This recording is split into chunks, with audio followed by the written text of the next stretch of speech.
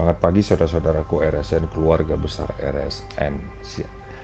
Izinkan saya pagi ini berbagi suara, berbagi energi dalam suara atau voice note. Mumpung rumah masih sepi, anak-anak dan istri masih tidur, Mbak atau ART udah pulang kampung. Yang ingin saya sampaikan ke saudara-saudara semua, Bapak Ibu, meditasi di RSN itu bukan untuk mencari sensasi, tetapi menemukan esensi hidup. Esensi hidup itu apa? Kedamaian. Sensasi yang dirasakan teman-teman yang lain, saya harap tidak membuat Bapak Ibu yang belum merasakan atau menikmati sensasi menjadi ciut, down, cemburu, bahkan iri. Enggak ya, jangan begitu. Sabar. Kalau memang jodohnya Bapak Ibu merasakan sensasi, bahkan merasakan terbang sampai ke galaksi mana, sampai ke belahan alam semesta mana, menikmati yang dirasakan oleh Dr. Strange, multiverse, itu hanya bonus. Bukan itu target, bukan itu visinya, bukan itu tujuannya, dan bukan itu esensinya. Kalau ada yang begitu meditasi bersama saya sekali atau di awal udah menikmati hal-hal yang menurut Bapak Ibu wow, ya itu jodohnya, itu takdirnya, itu perjalanannya. Lalu ada yang belum meditasi, baru membaca afirmasi, atau baru mengikuti melakukan panduan yang kami bagikan. Dia sudah terberkati, sudah merasakan kenikmatan, sudah sembuh, dan lain-lain. Ya itu berkah tersendiri buat dia. Mungkin perlu Bapak Ibu tahu, saya meditasi itu 6 bulan, kadang bisa sampai 7 jam per hari. Saya nggak merasakan apa-apa. Itu saya udah nafas segitiga 2,5 jam. Kebayang nggak, nafas segitiga 2,5 jam saya bagi per 50 menit. Saya nggak merasakan apa-apa. Capek iya, lelah iya, pegal iya, kesemutan, wow, apalagi. Nah, yang saya maksud di sini adalah sabar. Ibarat karat, yang kita lakukan, yang Anda atau Bapak Ibu lakukan adalah sedang membersihkan karat-karat.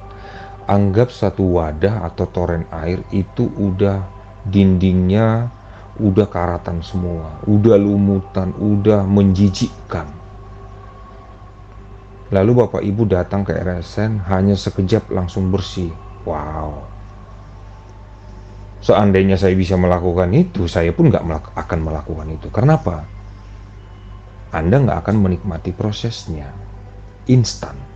Bayangkan, ya, Indomie, Supermie, udah terkenal makanan instan. Itu butuh proses Bapak Ibu. Itu nggak tiba-tiba ada di perut Bapak Ibu. Enggak. Kalau kayak gitu ya orang nggak mau makan, nggak menikmati rasa. Sekalipun judulnya sudah instan. Anda perlu mencari duit supaya punya uang, ya toh? Walau hanya 500 rupiah atau 1000, Anda harus mencari uang, bekerja, atau mengemis paling separah-parahnya. Lalu Anda dapat uang 100.000. Begitu ada uang 100.000 di tangan Anda, nggak serta-merta Indominya langsung ada di perut, ya toh? Butuh proses. Anda pergi ke warung, beli, langsung ada di perut? Nggak juga kan? Kalau langsung ada di perut, Anda nggak akan mau capek-capek bekerja untuk mendapatkan uang 1.000 rupiah. Karena apa? Nggak ada rasanya.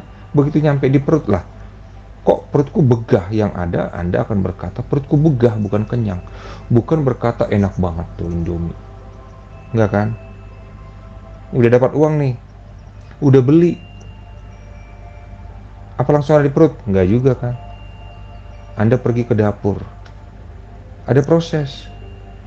Dipanasin air, dibuka itu kemasan, dimasukin ke air yang udah mendidih, lalu dimasukin bumbunya, udah ada di perut. Belum. Taruh ke wadah, ke piring, ke mangkok. Udah ada di perut? Nggak juga kan. Anda angkat, Anda bawa ke meja. Udah ada di perut? Nggak juga. Proses apa lagi? Anda ambil sendok, tunggu sampai nggak terlalu panas, lalu dicicipi. Terasalah enaknya, terasalah nikmatnya. Udah masuk, Indominya udah masuk ke mulut, udah masuk ke perut? Belum kan? Anda perlu kunyah, nikmati. Begitu dikunyah, udah masuk ke perut? Enggak, ditelan. Ditelan, ditelan, ditelan, terasa kenyang. Jadi, sekalipun saya bisa melakukan instan, saya tidak mau. Kenapa? Itu sebabnya saya berhenti jadi healer. Kenapa? Kesadaran tidak terjadi. Saya belajar dari perjalanan saya, terutama di 3 tahun ini. Itu sebabnya begitu muncul sayap, waktu saya menatap matahari di pusuk buhit di tanah leluhur, saya putuskan saya berhenti menjadi healer. Ternyata itu sign atau tanda dari alam. Lalu muncul 2 kali pelangi. Itu sign, itu tanda buat saya. Saya katakan, saya simpulkan dalam batin saya, Tuhan atau semesta berkata begini, sayap, saat kau menatap matahari, sayap naik. Maknanya apa? Terbanglah dan bawalah saudara-saudaramu terbang menuju sang cahaya. Lalu saya bertanya, apa yang mau saya lakukan Bapak? Nih, pelangi. Oke, pelangi, artinya apa? Benahi cakra-cakra mereka. Ajarkan mereka untuk mengurus cakra mereka, karena di sanalah aku berdiam. Lalu, oh iya, mereka juga harus duduk sama sepertimu yang duduk 3 kali sehari. Bahkan lebih. Itulah yang kita kerjakan di RSN ini. Nah, lanjutannya, hal kedua yang perlu saya sampaikan adalah imajinasi. Anda sakit, Anda miskin, apapun, mau berharap istri yang cantik, suami yang ganteng, anak yang menurut, keluarga yang harmonis, punya rumah, punya mobil, punya apa lagi? Tapi saya nggak sarankan punya suami 5, punya istri banyak, 1 aja cukup. Karena pengalaman saya, mengurus 1 aja itu nggak mudah, ya, nggak mudah. Gak ada cukupnya duit, kurang terus. Bayangkan kalau saya punya 2 istri, 2 kali stres saya nanti. Jadi Socrates bilang apa? Hai laki-laki, menikahlah.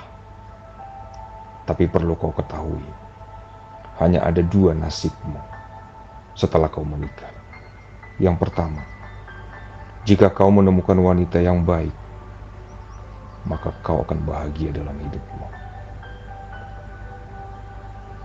Jika kau menemukan wanita yang ternyata tidak sesuai harapanmu, hanya ada 2 pilihanmu, stres atau menjadi spiritualis.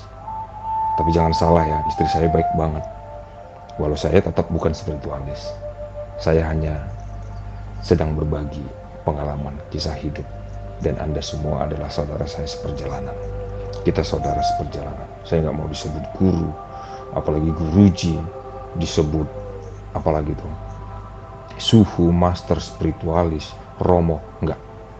Saya Elisa Sagala, itu doang. Contoh, jika Anda sakit, sebetulnya bukan sakit, karena kalau kita bilang sakit, maka penyakit itu senang karena dia disebut-sebut. Sama contohnya kalau saya sebut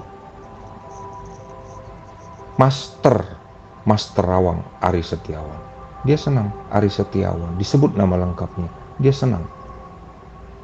Mekar toh, cakra-cakranya dia senang, dia bahagia. Apalagi kalau saya menyebutnya itu dengan sepenuh hati, Bro Ari Setiawan. Nah, saat kita menyebut sakit, hutang, aku stres, bayangkan. Saat kita berpikir, kita sudah melepas menebar energi. Energi sudah kita vibrasikan, yang itu dicatat universe, alam semesta. Bayangkan kalau setiap hari aku sakit, aku stres, aku miskin, aku lemah, aku berhutang, aku bla bla bla bla bla. Kebayang gak? Itu si energi negatif itu menari-nari. Kayak emot yang saya kasih itu kan, menari. Semakin senang. Anda semakin hancur. Kita semakin terpuruk. Makanya saya larang di RSN itu membagikan emot yang menunjukkan, sekalipun terkesan itu deny atau apa istilahnya, mau dibilang munafik, bodoh amat, enggak. Naikkan vibrasi. Pesan saya, naikkan vibrasi. Kenapa? Kita adalah kebiasaan. Apapun yang kita lakukan itu akan terekam di subconscious mind kita, di pikiran bawah sadar, di alam bawah sadar kita. Lalu itu menjadi nasib kita. Makanya di satu kitab suci atau di buku kuno dikatakan, pikirkanlah yang baik-baik. Pikirkanlah semua yang baik-baik. Apa yang sedap didengar, apa yang bagus untuk dipikirkan, semua itu pikirkan. Makanya slogan hidup saya adalah apa? Semua baik. Semua baik. Saat bisnis saya tenggelam, apa saya bilang? Itu baik. Ada hikmah yang bisa saya dapatkan di sana. Bahkan banyak mutiara, banyak intan, berlian, emas yang saya dapatkan di sana. Itu baik. Saya berterima kasih ke mereka. Mereka adalah guru terbesar saya. Mereka adalah guru sejati saya yang sanggup mengajarkan saya ilmu yang luar biasa. Cinta yang luar biasa. Kasihilah musuhmu. Berbuat baiklah ke mereka, pinjamkan tanpa berharap dibalaskan atau dikembalikan. Ikhlas. Tolong, jadilah mawar yang tetap menebar kebaikan sekalipun pada tangan yang sedang meremasnya hingga hancur. Itulah filosofi hidup saya. Jadilah mawar yang terus menebar kebaikan sekalipun pada tangan yang sedang meremasnya hingga hancur. Enak toh? Nah, kembali. Apapun kondisi Anda, tarik masa depan menjadi kekinian. Pastinya, Anda nggak akan mengukir atau mengimpikan masa depan yang hancur toh? Saya pikir orang dungu aja nggak melakukan itu. Keledai aja nggak melakukan itu. Itu sebabnya keledai nggak pernah jatuh ke lubang yang sama. Tetapi manusia sering jatuh ke lubang yang sama berkali-kali, puluhan kali, ratusan kali, ribuan kali. Apa kebodohan kita? Stres, marah, membenci. Lubang yang sama terus kita nikmati. Padahal kita sebut manusia adalah makhluk paling cerdas, bijaksana, paling mulia. Di mana letak kemuliaan kita saat kita menghina, menyakiti, membenci, memusuhi, atau merusak alam ini, membenci orang lain, siapapun itu, mau yang saudara, seagama, tetangga. Saat kita membenci, saat kita marah-marah ke orang lain, sejatinya kita sedang mendirikan neraka bagi diri kita sendiri. Kita sedang menyusun api neraka, kayu bakar api neraka, lalu kita masuk ke sana, lalu menyalakan apinya, kita terbakar. Itulah kebodohan manusia yang terbesar sepanjang peradaban manusia ada. Membenci orang lain itu bagaikan kita minum racun, tetapi kita berharap orang lain yang mati. Pintar atau pintar? Nah, apapun yang terjadi, tarik nafas. Biasakan tarik nafas. Imajinasikan hidup ini indah. Karena memang sejatinya takdir kita hanyalah kebahagiaan, kedamaian.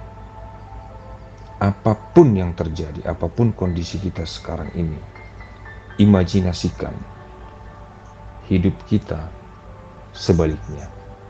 Kalau mau mengingat masa lalu, ingatlah yang indah-indah sehingga kita tersenyum saat mengingat itu. Adakah orang yang tersenyum mengingat dukanya di masa lalu, mengingat pengalaman-pengalaman yang menurutnya tidak mengenakan? Saya pikir nggak ada. Kecuali dia sudah berdamai dengan itu. Maka waktu dia bercerita, dia akan tertawa sama seperti kami menceritakan kebodohan kami bertiga, saya, Ari, Riko, ya. Anda bisa lihat itu di video, kisah atau sejarah awal mula RSN Rumah Sehat Nusantara. Kami tertawa, menertawakan ke diri kami sendiri. Begitu. Saat kita sudah berdamai dengan semuanya, kita akan tertawa. Bahkan kita tertawa menertawakan diri sendiri. Tapi jangan tertawakan orang lain. Itu nggak baik. Nggak baik buat orang itu, terlebih buat diri kita sendiri. Nah, tarik masa depan, tarik masa lalu yang indah-indah, jadikan itu sekarang. Saat itu kita lakukan, maka tubuh kita terus membaik, berproses. Hormon, kelenjar, itu akan membaik. Enzim, semua, darah, imun sistem, saraf, semua akan membaik. Kita adalah energi. Saat kita menarik energi kebaikan, energi cinta dari masa lalu maupun dari masa depan menjadi energi saat ini, maka kita akan mendapatkan hal-hal yang menakjubkan. Untuk kerejekian juga seperti itu. Ukir impian Anda, ukir impian kita. Bisa dengan menulis, itu sangat baik. Bisa dengan mengambil foto-foto tentang apa yang Anda impikan, yang kita impikan. Pajang, bingkai, tatap itu setiap hari sampai hal itu terekam dengan indah, dengan baik di pikiran bawah sadar kita.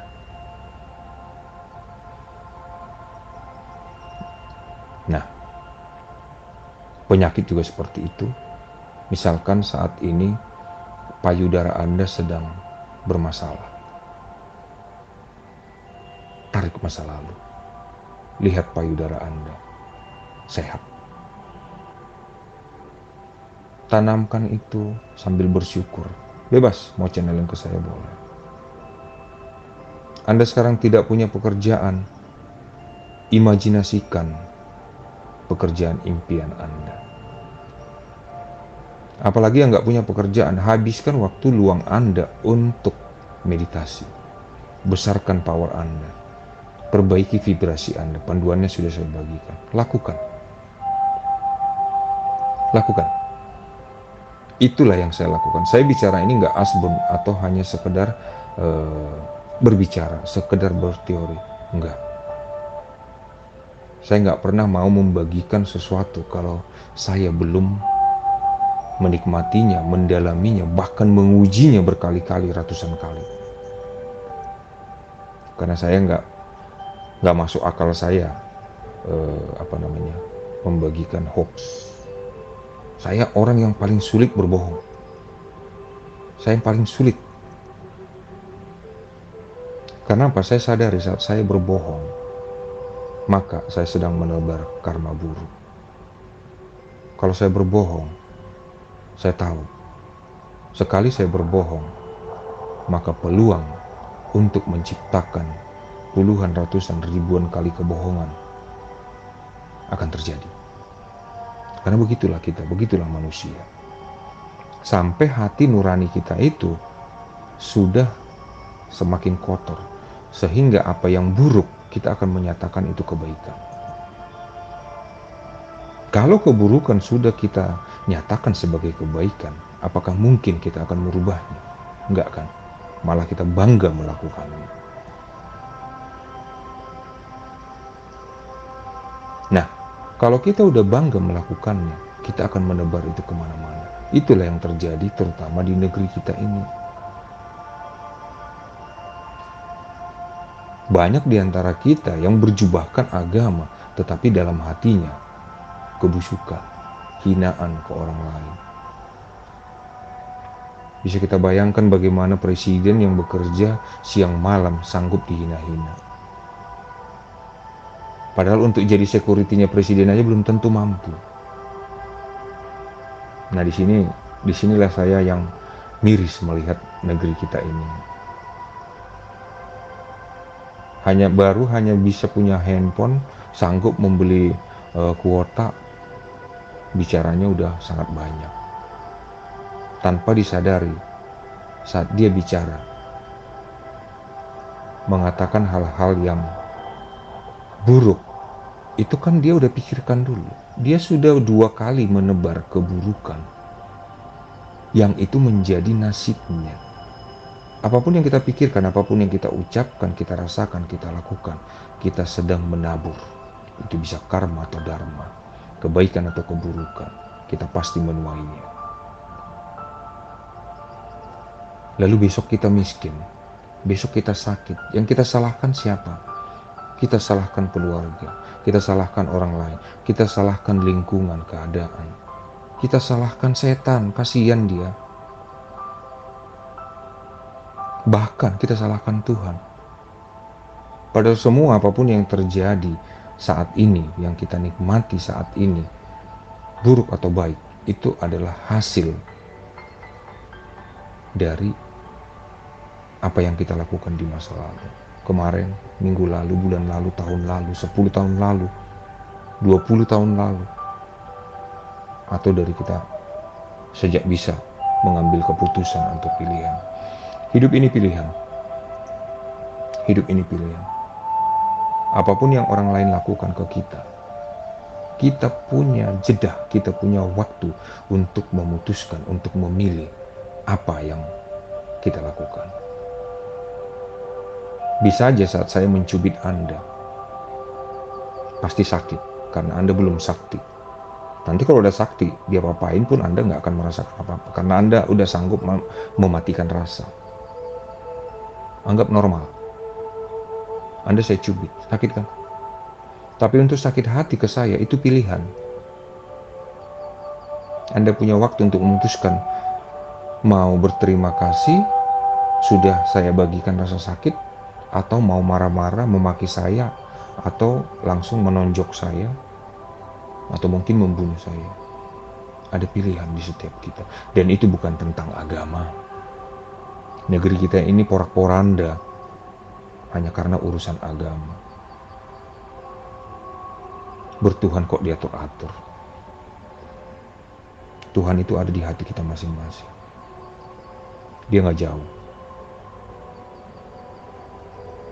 Kalau kita sadari bahwa Tuhan itu selalu menyatu dengan kita selalu menyatu dengan Tuhan, maka hanya cinta yang akan kita keluarkan kemanapun kita pergi.